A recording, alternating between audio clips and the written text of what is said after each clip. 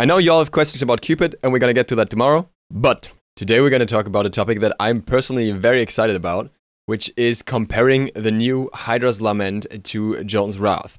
Now, as most of you know, for the longest time, Jotun's Wrath has been the be-all, end-all item for ability-based assassins and some other characters when it comes to getting a good mix of stats in between. Void Shield was a little too strong, so recently it saw a rise in popularity.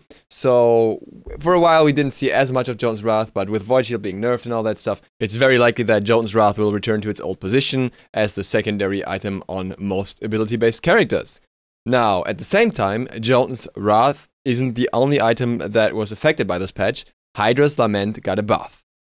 And if you look at the stats, you may wonder if it may be worth to switch up. And we're gonna go into this in detail, and we're gonna start with the tier 2 of those items before we move on to the actual items. The tier 2 of Jotun's Wrath is Heavy Mace. Heavy Mace costs 1,550 gold, which is quite a decent chunk already. It has 25 physical power and it has 10 physical penetration. So you already have the penetration of the final item, which is really good. So in terms of raw damage for abilities, Heavy Mace is a solid item, but it has a decent price tag along with it. On the other side, we have Hydrastar, the tier 2 of Hydra's Lament. Hydrastar has 5 less power, we got 20 physical power here, and it has 10% cooldown reduction. So for those characters that utilize their ultimates a lot, which is going to be the case early, or are very dependent on the cooldowns of their abilities, Hydrastar has a little advantage here, while dealing a little damage with those abilities. On top of that, you also get the passive of Hydra's Lament to a lesser form. You get a Hydrastar buff, which can only occur every 3 seconds and gives you additional 10% damage on your next basic attack after an ability. It's not that crazy, it's not that great, and often you will use more than one ability in 3 seconds, so it's so-so. Damage-wise, they should end up nearly the same with this extra effect, with a slight favor in regards to Heavy Mace. Heavy Mace should come out in terms of ability damage on top of most of the time, and the small passive from Hydrastar should not be able to compensate for that in terms of basic attack damage. So here Heavy Mace wins, but Hydrastar only costs 1,000 gold.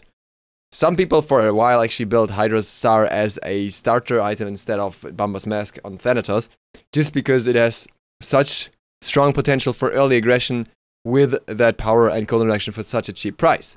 Now, Heavy Mace nearly costs more than 1.5 times as much, and that's very, very important, because often you will have to delay your back because you can't really afford the tier 2 of an item yet, and therefore it's kind of an unfortunate timing to back, whereas 1,000 gold is something you will usually have while backing, no matter how many kills you did or didn't get.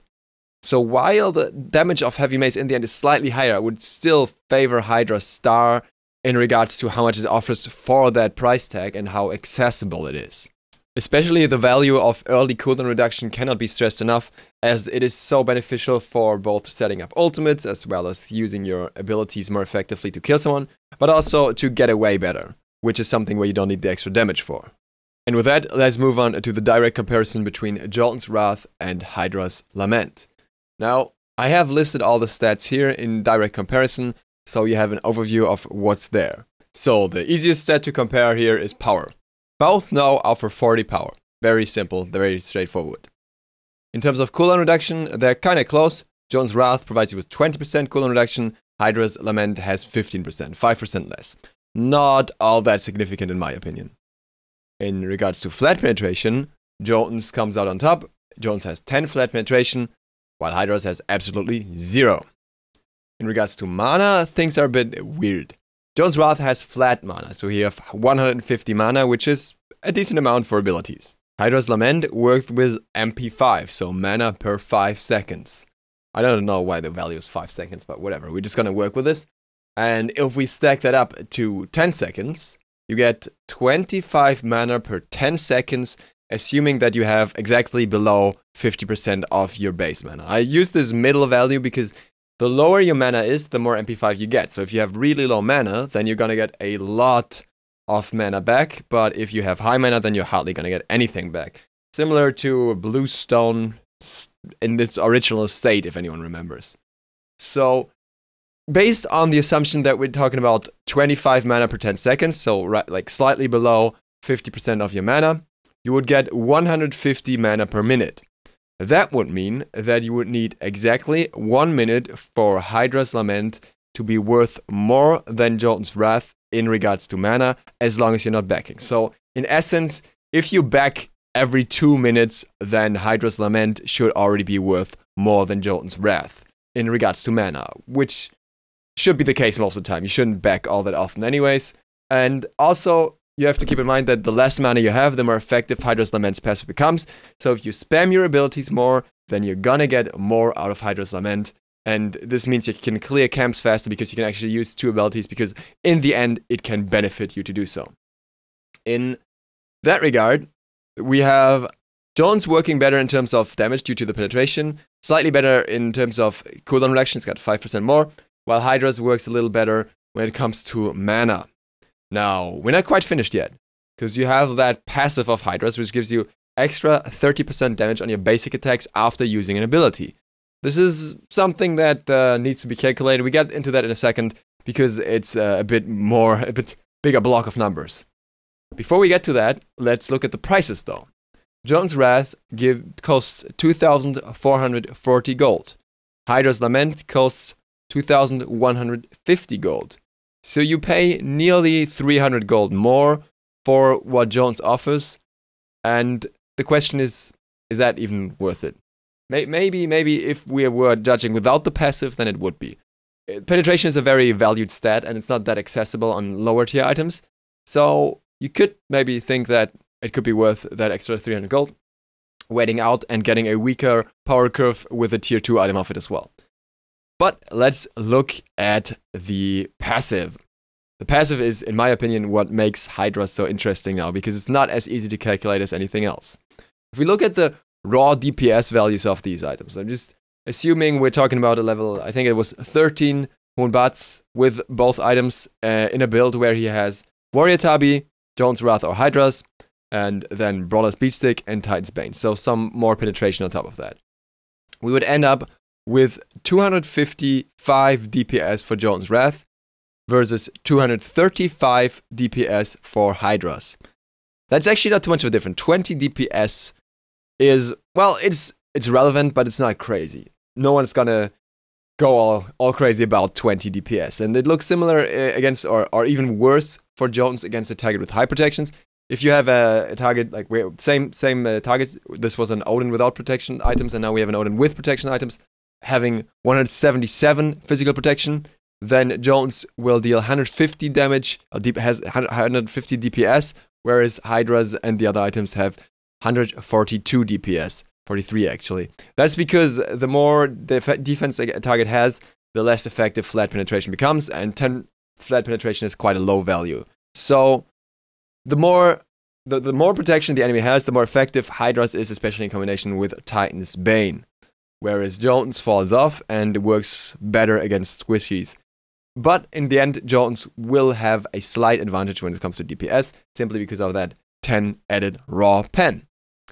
Now, this DPS obviously just factors in basic attacks. It's just you stupidly hitting at the enemy, not utilizing any passives or anything like that.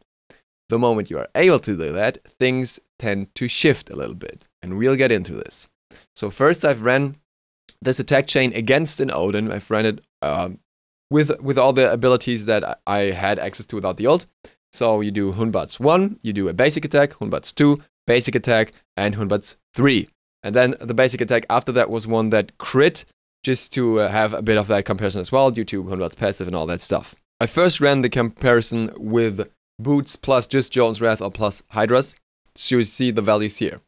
It's interesting. I would expect these results in terms of what deals more damage when. It's quite obvious, because with JOTUN'S Wrath, your abilities will deal slightly more damage as you have penetration, and abilities generally benefit a lot from penetration, and you see there's quite a significant difference. On the 2, which I maxed out in that specific scenario, the 2 deals 30 or nearly 30 more damage with JOTUN'S Wrath, simply because you have that flat penetration which works well with the base damage of the ability. At the same time, all the basic attacks deal more damage with HYDRA'S Lament. And this is because you have that 30% damage steroid on top of it. The bonus damage is not quite as high as on the singular ability when it's leveled up, but it is quite decent in my opinion. We've got like a difference of 25, 24 damage between basic attacks, and when you crit, then the amplifier is obviously factored into the crit as well, and you nearly get 50 damage more. So these damage differences, these value differences, kinda add up, and in the end, you actually have a higher damage value, not DPS value, but a higher damage value from 3 basic attacks with 3 abilities with HYDRA'S Lament than you would have from Jotun's Wrath. The difference is not huge. It is a difference of roughly 50 damage, but it is there. And when you factor in that Hydra's already has the better tier 2, and it also has the better overall accessibility due to the lower price, then it's something that's actually very interesting in my opinion. We continue on this with Titan's Bane included in the build. So same stuff, same target, Odin bot level 1, same process. And the damage difference actually swings even more, ever so slightly, in Hydra's favor here. Once again, same chain with a crit at the end. And once again, Hydra's comes out on top, nearly 60 damage more now. So, with that in mind, is Hydra's really better? We're looking at the damage chain values down here. Unfortunately, I can only assume the maximum points in every ability, but shouldn't matter all too much. And when we compare these values here, going back to when you have a 4-slot build plus bombas, obviously, then things become very interesting. Because you have on one side that mitigated damage from the same chain with Jotun's with ends up around 1,771. Whereas with Hydra's, you have 1,839. And this goes on. Even like if you're against a high defense target, the damage difference is nearly 100 in favor of Hydra's. So Hydra's just seems to work a little bit better. Now, why is this not necessarily implying that Hydra's is always better? Keep in mind that this is assuming a very ideal scenario for Hydra's. Hydra's obviously works best off abilities. If you use an ability and then a basic attack, that's how you want to get the most of Hydra's. Often you will use a basic attack before you start, that can shift the damage a little bit, and similar scenarios can apply. So, first of all, it's a matter of who should you use it on. I think Hun Batz is a very good example, a very good character for this, because his kit generally works around cooldown reaction with his ultimate a lot, and a lot of that stuff allows you to weave in a basic attack. Another character that works in the same way is Thor, for example. So those characters can really work with that. Other characters that are less focused on the basic attacks between abilities, not so much. There are 2 prime examples for this. One being Bastet, who simply drops her kit as fast as possible, and you rarely weave in all those basic attacks unless you really can. And the other one is Sir Cat, where weaving in basic attacks is actually completely counterintuitive, as it will take away her passive, and you only want to use a basic attack at the start and at the end. So, it's kind of a situation where the real answer is it depends a lot on the character. Some characters can make good use of it. I think, for example, Arachne is a good character for this. Awilix is a good character for this. Fenrir is a decent character for this. Hun Batz is a good character for this. Loki is a good character for this. Ne Zha is a good character if you can utilize this properly.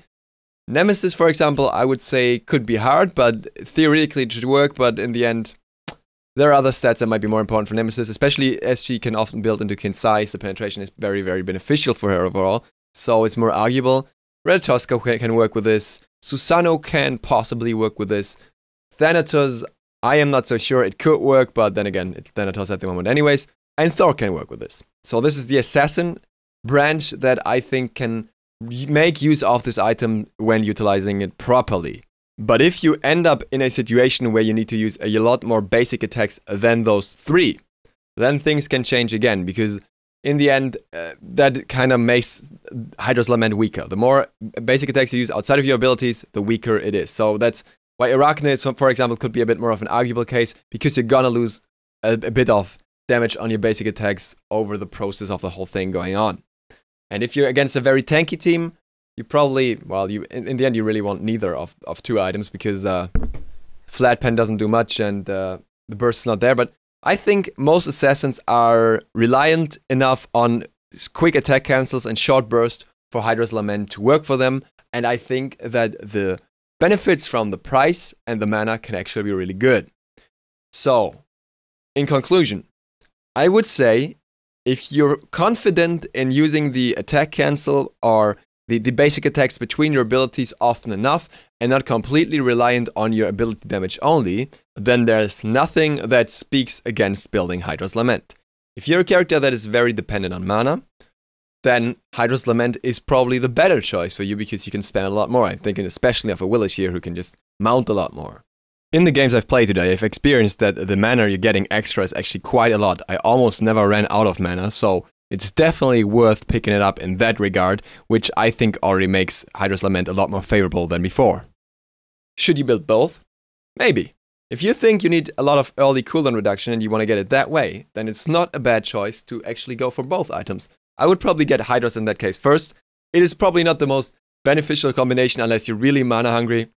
Often I would rather combine it with something like the new Void Shield or stuff like that, because I think that could be more beneficial in the end, but that's completely up to you. I'm just saying that both items can be combined if you want to, and it gives you a very quick access to a lot of cooldown reduction and a lot of damage at this point, with additional benefits of mana, which weren't there before, which really justify picking Hydra's.